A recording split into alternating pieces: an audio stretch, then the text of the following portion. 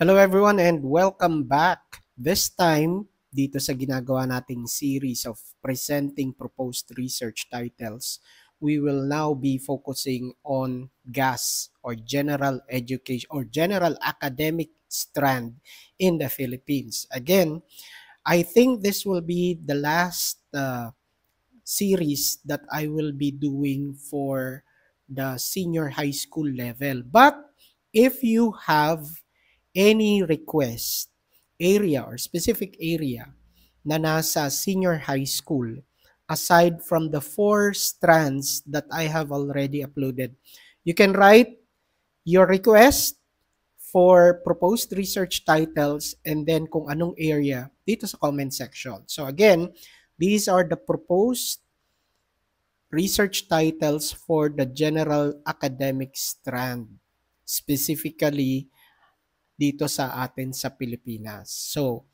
I hope, again, this list can guide you in crafting your own research title.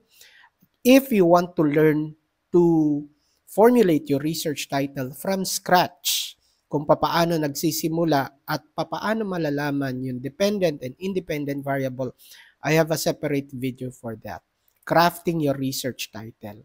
Paano isulat ang research title? You just search that in my YouTube channel and then just add Doc Ed Padama and you will definitely find the reference video for that. So thank you very much everyone. I hope this list will be able to help you fulfill your requirement para sa inyong research subject. Goodbye everyone. Stay safe and God bless. See you on our next video. Bye.